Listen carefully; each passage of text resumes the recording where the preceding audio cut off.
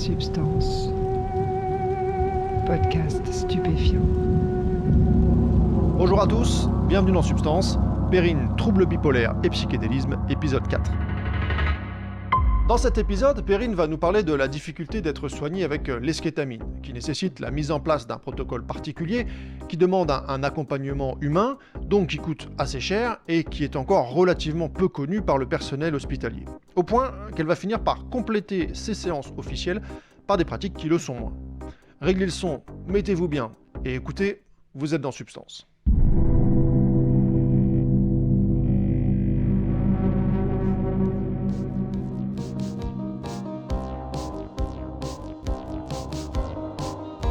Au bout d'1 an et demi, j'en ai eu marre de faire les allers-retours en train. C'était quand même assez éprouvant, surtout pour moi le train c'est quand même un sujet compliqué.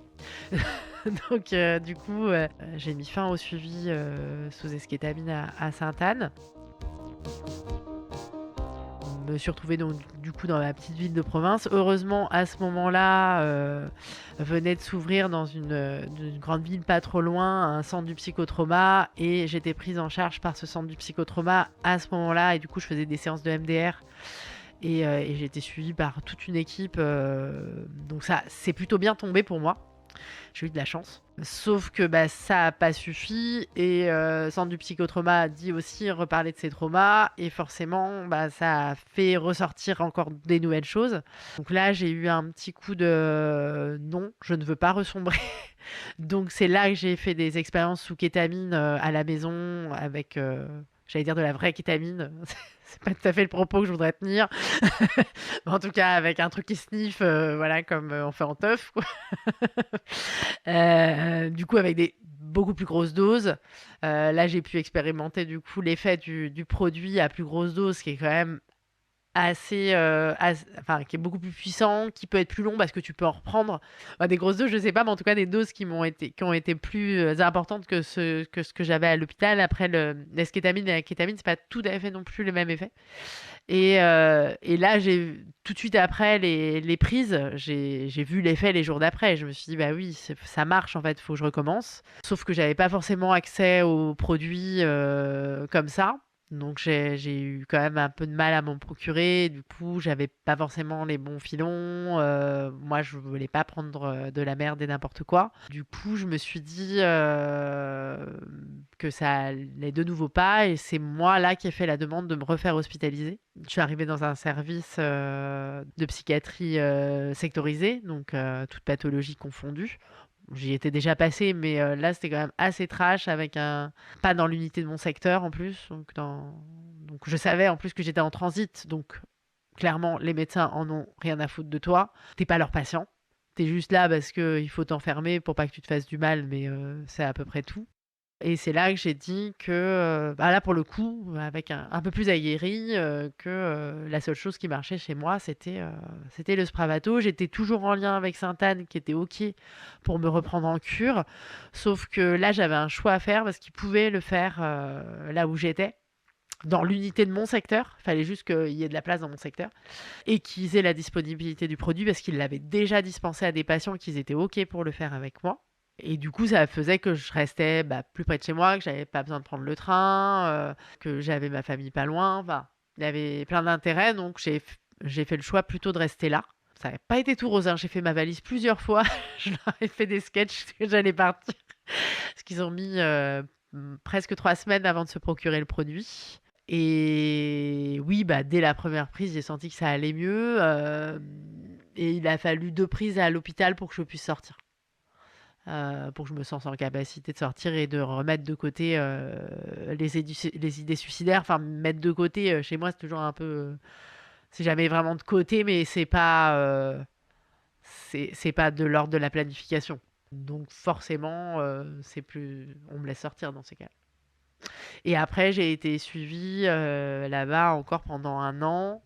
Je faisais les allers-retours, du coup, de chez moi... en taxi, parce qu'ils avaient compris qu'il fallait pas me faire prendre le bus. Donc j'avais le droit au taxi qui venait me chercher chez moi et qui m'emmenait à l'hôpital et qui me raccompagnait après. Voilà, il voulait absolument que je mange à l'hôpital, donc voilà, fallait que je mange là-bas. Voilà, mais par contre, là-bas, ils avaient une connaissance du produit qui était quand même très très petite. Ils avaient eu qu'un seul patient à qui ils avaient admis, un ou deux patients, je crois, à qui ils avaient administré du Spravato de manière ponctuelle. Donc ils en évaluaient pas les effets sur le long terme. Je voyais pas quasiment jamais le médecin. Donc je voyais les infirmiers, les infirmières, qui étaient tous très curieux et qui voulaient tous s'occuper de moi parce que j'étais un peu l'attraction. Puis c'est plutôt sympa comme soin. Tu vois quelqu'un triper qui a la banane jusqu'aux oreilles, donc c'est plutôt, c'est plutôt rigolo. Euh, en plus, moi, enfin, je rigole assez facilement, du coup. Je pense que je suis une patience pas trop relou. Et donc voilà, puis j'avais le droit à tous les élèves infirmiers qui venaient aussi pour voir comment ça marchait. Et puis c'est moi, en fait, qui leur expliquais à chaque fois, non, en fait, c'est comme ça. Donc non, là, c'est pas grave si on n'attend pas 10 minutes, on peut attendre moins. Voilà. Donc là, oui, prenez-moi ma tension si vous voulez, mais ça ne sert à rien parce que je sens bien que ma tension, elle n'a pas monté. Euh, Ben oui, parce qu'en fait, ils connaissaient mal bah, en fait, c'est pas de leur faute, c'est juste qu'ils connaissent pas le produit. Mais il y avait, par contre, absolument zéro accompagnement sur enfin, thérapeutique d'un point de vue psy, quoi. Il y avait pas du tout de suivi. D'ailleurs, ils ont même pas de psychologue. Enfin, ils en ont une, mais que pour les personnes qui sont hospitalisées à temps complet. Sinon, ils redirigent vers les CMP. Alors, pendant très très longtemps, je disais que c'était un problème de moyens et qu'ils avaient pas les moyens, qu'ils n'étaient pas assez nombreux, que les espaces n'étaient pas forcément adaptés. Et en fait, j'en reviens un peu maintenant. Et je crois qu'il n'y a pas qu'une... Bon, il y a une histoire de moyens, hein, c'est sûr. Ils ont des fois des conditions de travail qui sont exécrables. Mais j'ai assisté à des scènes pendant tous mes épisodes de psychiatrie et mes épisodes de quand j'étais enfant, etc. Il y a aussi une histoire d'état d'esprit de comment on soigne quelqu'un qui a des troubles psychiques, qui est quand même complètement à revoir. Dans quasiment la totalité des hospitalisations que j'ai eues, euh, j'ai quand même trouvé qu'il y avait une très grande infantilisation des patients qui sont parfois, il faut reconnaître, dans des états très complexes. Et ça ne doit pas être simple à gérer. Mais j'ai assisté à des scènes de très grande violence, à mon égard, mais aussi à l'égard d'autres patients, ce qui crée des traumatismes en soi. Et je pense qu'il y a quand même dans le personnel qui s'occupe, alors, pas forcément des médecins, parce que les médecins, a priori, ils ont quand même choisi d'être psychiatres, et ils ont choisi de travailler à l'hôpital. Par contre, dans le personnel infirmier, aide-soignant, cadre de santé, il y a des personnes qui ont vraiment choisi d'être là et qui essayent de faire les choses bien. Alors des fois, ils sont à côté de la plaque, mais en tout cas, on sent que derrière, il y a quand même une envie de bien faire. Et après, il y a aussi une partie des personnes qui n'ont absolument rien à faire là, qui sont là par dépit et qui ont ouais, qui maltraitent les patients. Ça peut être, enfin, j'ai vu des privations de repas, j'ai vu des forçages de repas. Moi, on m'a forcé beaucoup à manger, on m'a contraint physiquement. Alors, j'ai pas eu droit à de la contention à proprement parler, quoique. Enfin, en tout cas, pas avec sangle. Euh, si, une fois. Peut-être que c'est nécessaire, j'en sais rien, mais je pense qu'il y a d'autres méthodes avec un peu plus de temps et un peu plus de tchatch où on peut résoudre les choses un peu différemment. Et il y a quand même beaucoup c'est vrai pour l'eskétamine, mais c'est vrai aussi pour les autres produits. Alors, en psychiatrie, ils appellent ça les médicaments si besoin que tu prends quand vraiment t'en peux plus. Souvent, c'est des benzodiazépines pour te calmer un peu ou des neuroleptiques pour te calmer beaucoup. Et souvent, la réponse, plutôt que de la parole, c'est la substance chimique. Et je pense que ça suffit pas. Je dis pas que c'est pas utile et je dis pas que ça va pas aider. Mais je pense que c'est un peu sous-estimé la problématique qui est quand même des patients qui soignent des maladies, mais qui soignent aussi une histoire, un état plus global. Mais bon, en même temps, en te disant ça, je me dis qu'on peut dire ça de la médecine en général. et pas forcément que de la psychiatrie.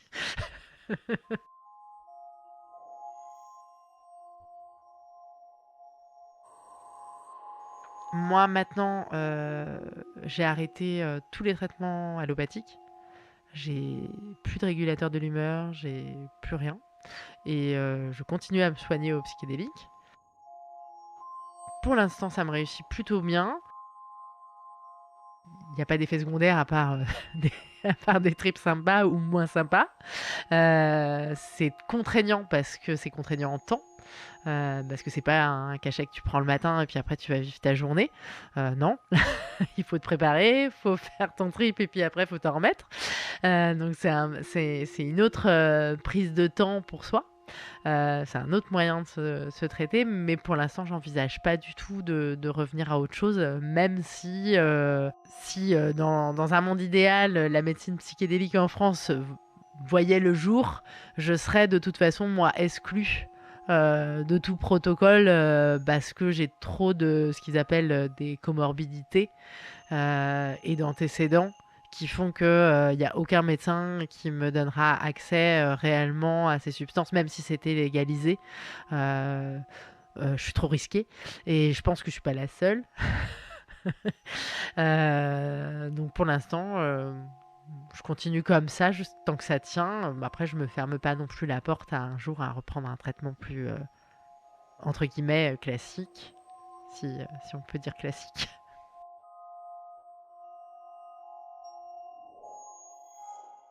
Alors mon rythme, c'est champignons hallucinogènes tous les 15 jours, microdose de LSD au besoin, plus ou moins microdosé, parce que c'est quand même assez incertain comme science, donc on peut se louper, donc attention. Disons que je tâtonne encore, des fois je me plante. Et puis MDMA et LSD du coup en dose normale toutes les 5 semaines, un peu moins, ça dépend de ce que je peux avoir. De ce que j'arrive à me procurer. Voilà, le tout en freestyle à la maison. Ce qui est, voilà, par rapport à la vie de famille, parfois un petit peu rigolo. Voilà, parce que ce qui me manque, moi, dans mon parcours, c'est de pouvoir partager avec un thérapeute le vécu des expériences. Notamment, j'ai vécu une expérience au mois de décembre très désagréable. Je pense que je peux dire que j'ai eu mon premier bad trip, le vrai. Vraiment, ça a été... Heureusement, c'était que des champignons, donc ça n'a duré que 4 heures. Heureusement. Ça aurait été du LSD, j'aurais beaucoup moins aimé, je pense. Enfin, j'ai pas aimé du tout.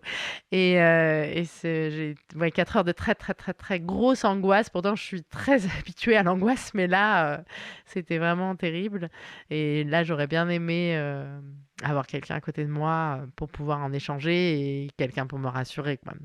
J'ai le pote dont je parlais tout à l'heure qui m'accompagne entre guillemets spirituellement, on va dire, dans tous mes trips sous forme d'un petit lutin, un peu du mini cricket, quoi, qui me rappelle régulièrement: mais Perrine, en fait, t'es sous champi là, t'inquiète, c'est normal. Et du coup, en général, ça me fait rire parce que du coup, j'entends sa voix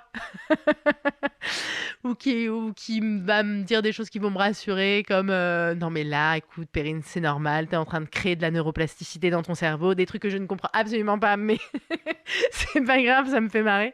Et du coup, ça me permet de me faire redescendre et de savoir. Des fois, j'écris sur ma main ce que j'ai pris. Ou sur mon cahier, parce que j'ai toujours un cahier. Bon, en général, ça ne ressemble à rien après le trip, mais pour écrire et dessiner des trucs. Donc, des fois, de se raccrocher à ça, c'est pas mal. Et voilà. Puis après, des fois, c'est des trucs un peu basiques, mais rouvrir les yeux, aller à la fenêtre, respirer un coup, éteindre la musique, faire une pause. Parce qu'on peut faire une pause, en fait, pendant les trips, ce que je m'autorisais pas avant. Alors évidemment, on a toujours les effets, mais on peut quand même à certains moments rediminuer. Voilà. Ce que j'arrive pas à faire du tout, c'est me faire une tisane. À chaque fois, elle est froide parce que j'ai trop peur de me brûler. Après, c'est toujours éprouvant En même temps, c'est aussi un peu pour ça qu'on y va. Enfin, en tout cas, moi, c'est pour ça que j'y vais. C'est pour éprouver des choses. C'est pas toujours simple de se débrouiller tout seul, mais en même temps, on est tout seul dans sa tête. Donc,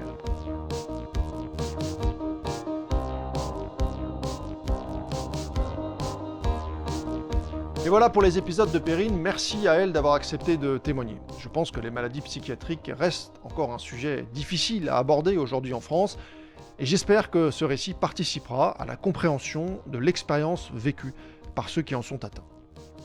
Avant de partir, un petit mot sur la page Tipeee du Substance, qui vous permet, si vous en avez envie, de soutenir financièrement le podcast, ce qui m'aide beaucoup à le produire. Un grand merci donc à ceux qui le font et à ceux qui l'ont fait. Dans le prochain épisode, on change de témoin. D'ici là, portez-vous bien.